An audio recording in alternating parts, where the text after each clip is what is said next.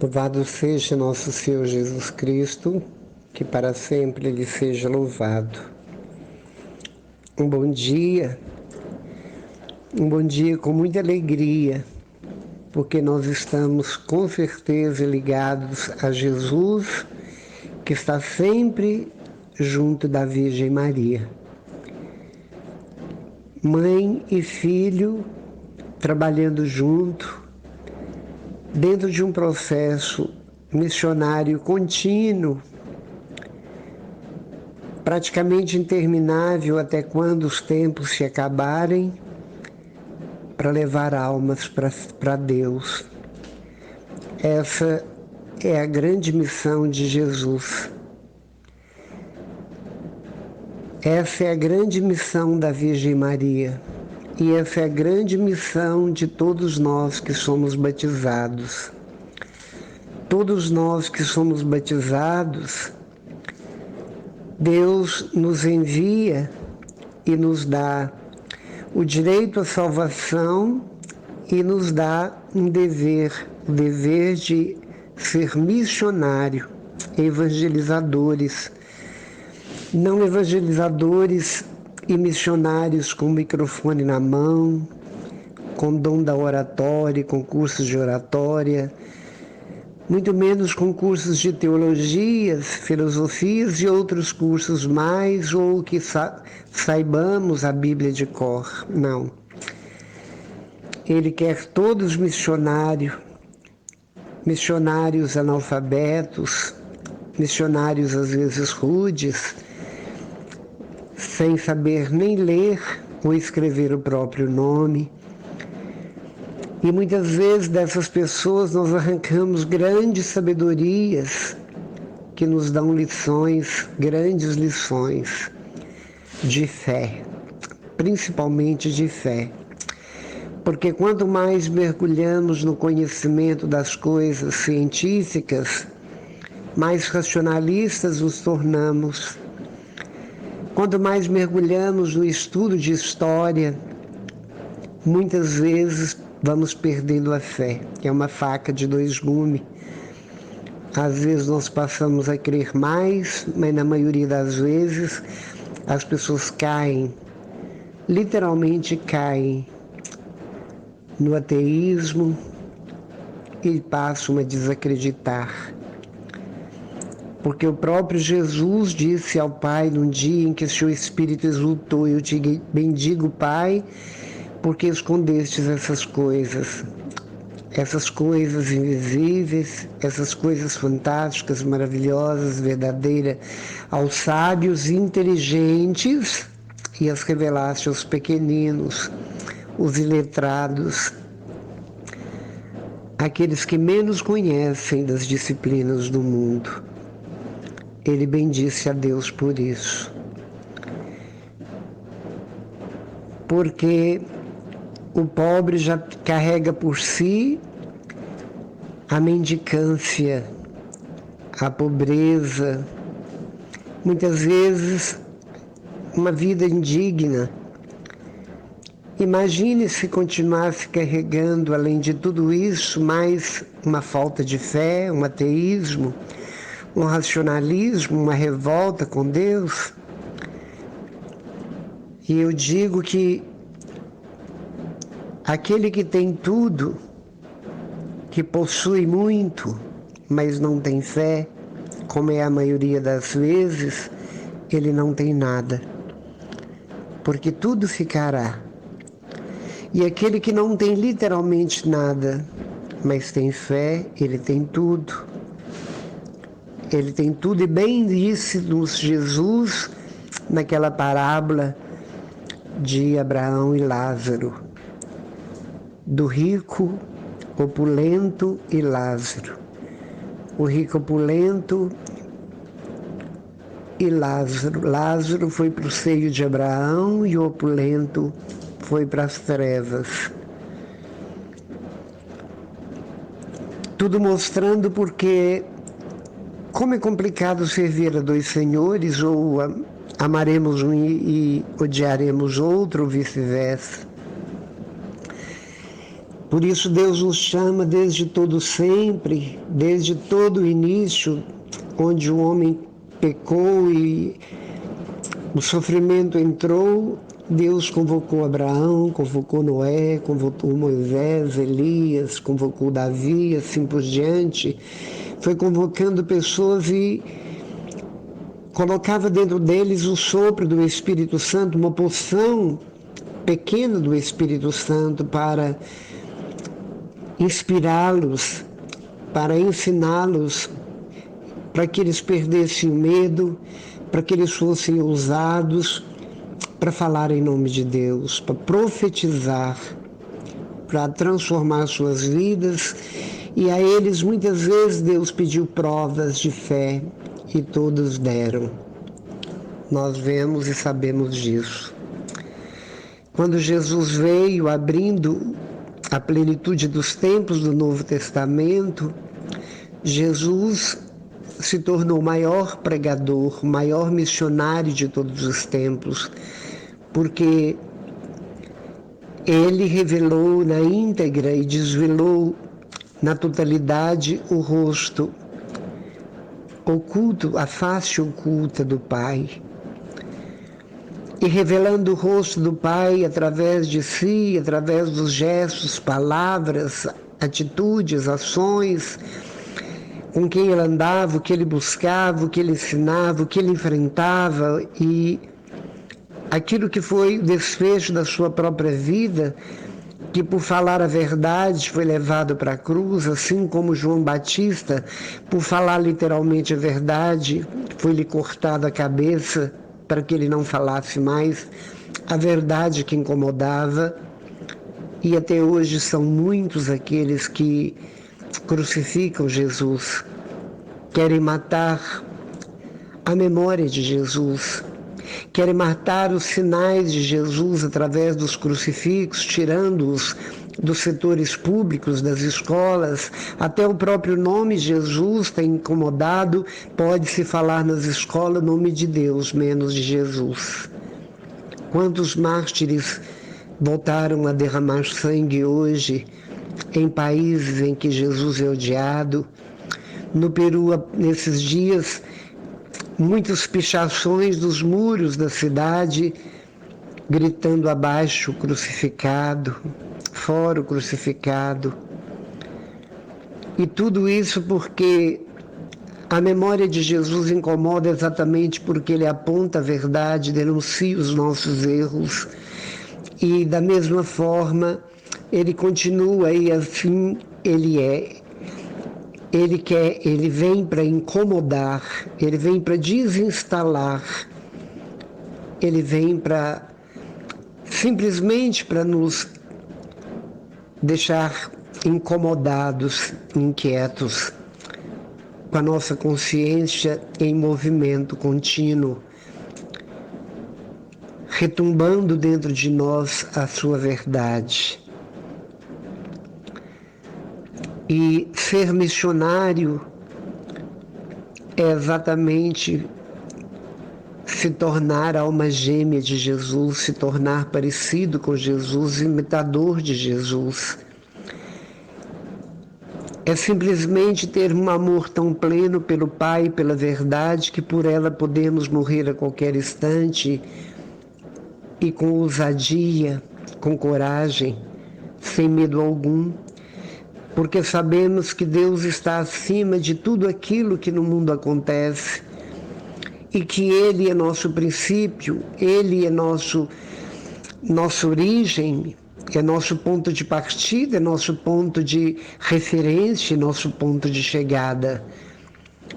Vivos ou mortos, como diz a palavra, nós somos dele, nascemos para Ele, semelhantes a Ele, amigos dele, santos como Ele, mas o pecado veio deformar essa imagem, onde a Igreja, pelo poder do Espírito Santo, está não tentando, mas restaurando a deformidade que o pecado nos causa através dos sacramentos, através da vida de santidade, que poucos buscam e que se tornam grandes exemplos para o cristianismo, que são tantos aparentemente, mas são tão poucos que se desinstalam, que dão passos na fé, que vão para frente com toda a audácia, com toda a coragem que precisamos ter coragem de converter. E muitos de nós preferimos viver na perversão do que entrar para o rol da conversão.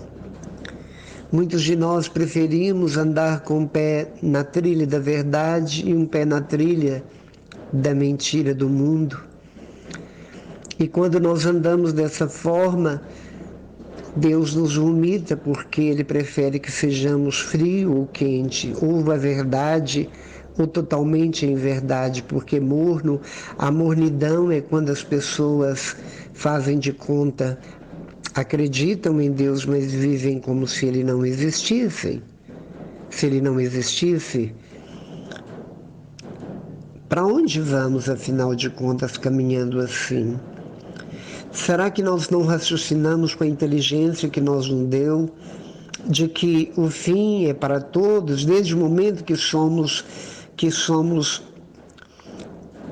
plugados no útero de nossas mães e começamos, quando nós impregnamos o óvulo materno, ali já não começa nosso processo de envelhecimento, ali não começa o processo de uma caminhada que caminhamos para a morte, assim como não existíamos antes, apesar de sermos e estarmos no coração do Pai como projeto, e depois essa realidade termina, conclui fisicamente, mas nosso espírito, sopro do batismo do qual Deus nos sopra e infla, irá ao encontro dele.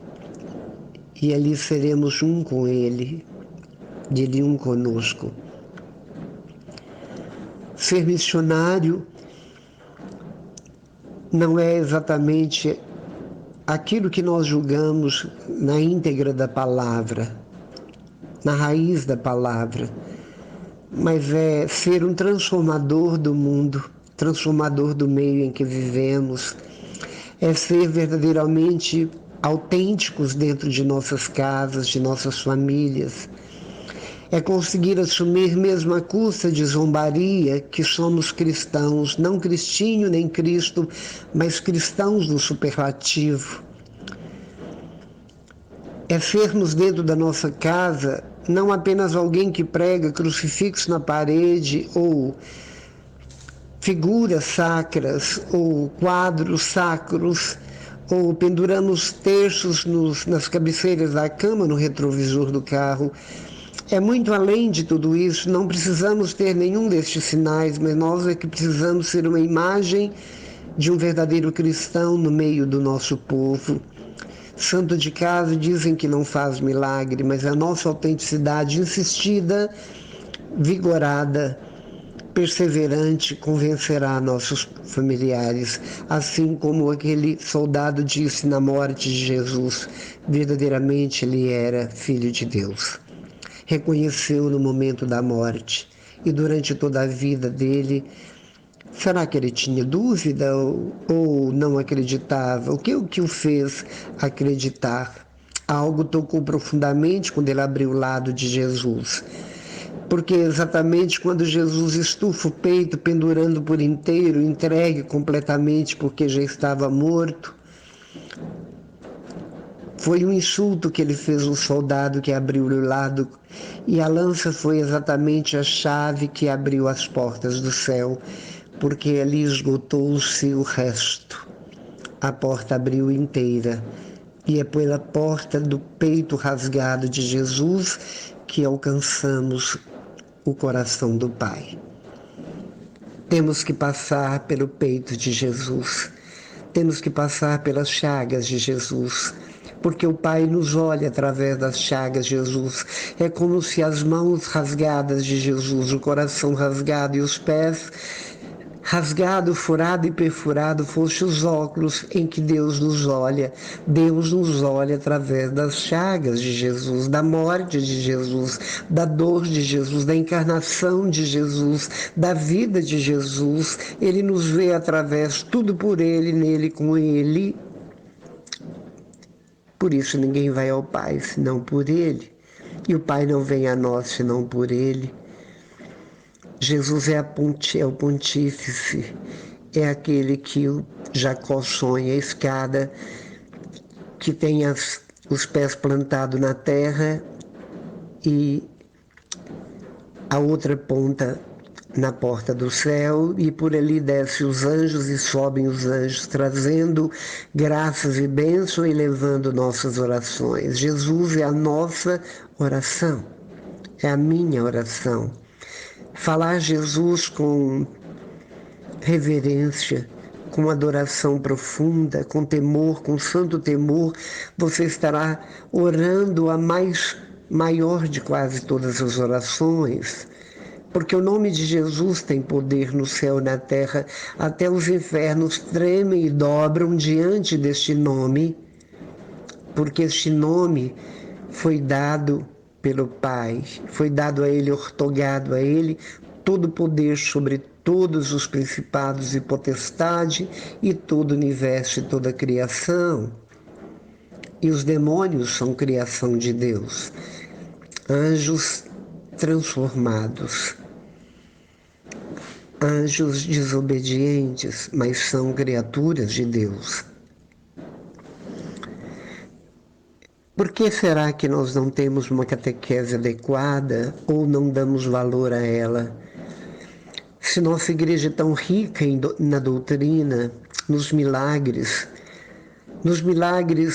concretos, reais, palpáveis, dos milagres eucarísticos, dos corpos incorruptíveis e tantos outros milagres acontecidos através da intercessão dos santos para que eles subam os altares. E por que nada disso nos convence? Por que nada disso nos transforma?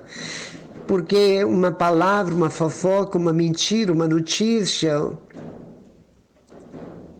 te faz acreditar que é uma verdade.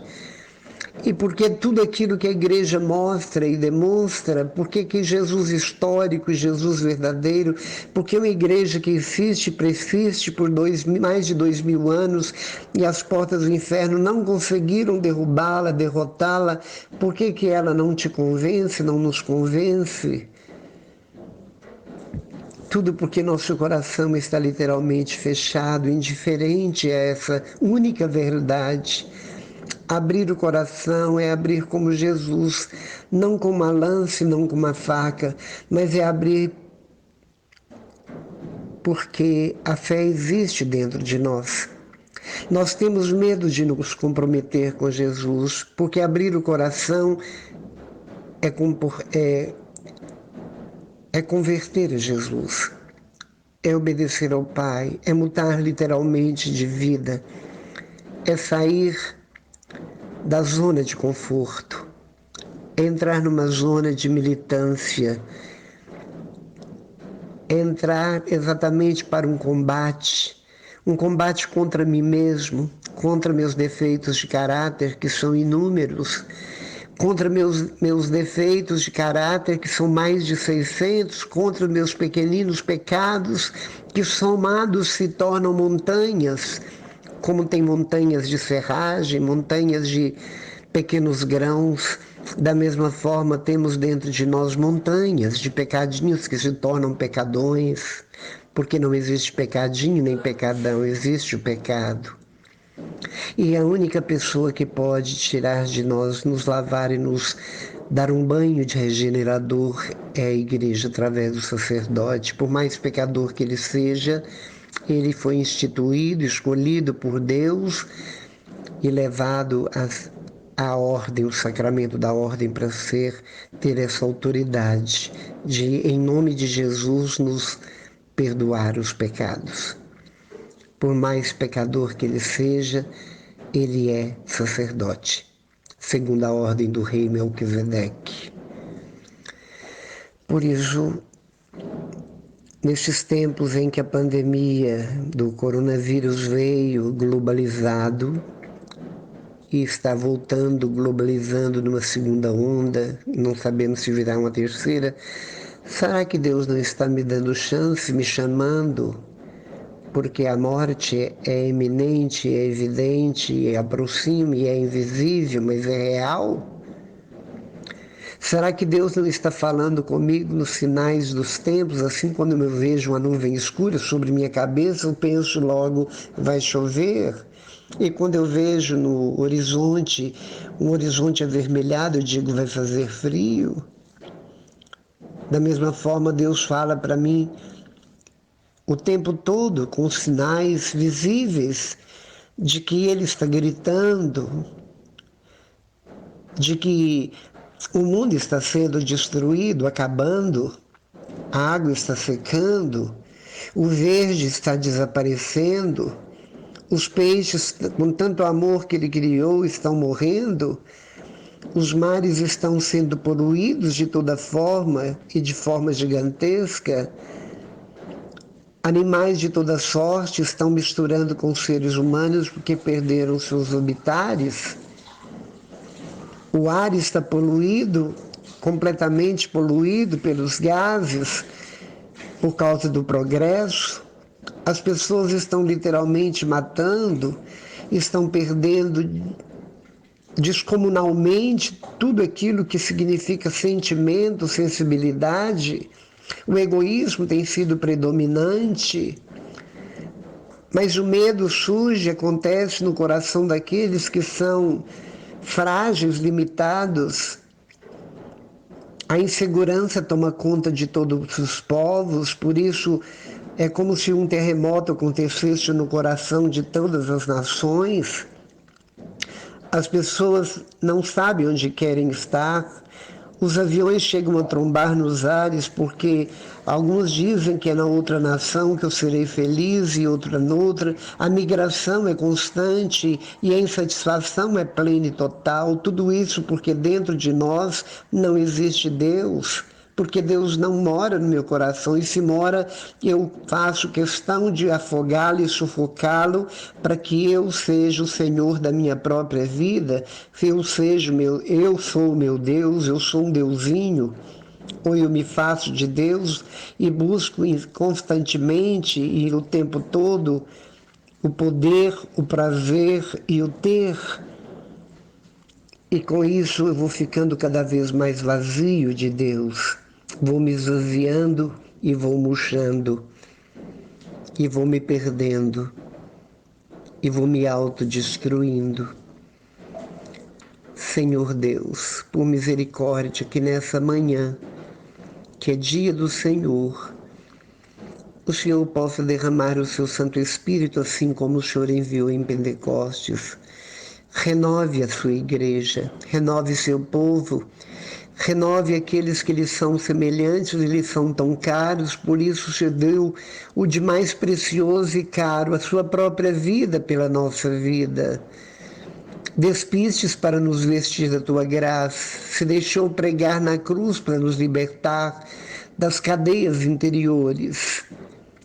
Por isso te pedimos, Senhor, que sobre o altar da cruz, que é a suprema expressão do seu amor, o Senhor possa implorar ao Pai, que derrama, como o dilúvio que ele derramou na época de Noé, não um dilúvio que matou a tantos, mas um dilúvio que ressuscita a muitos, que revigore a muitos, a fé de muitos, a esperança de muitos, a alegria de muitos, a coragem de assumir o cristianismo de muitos,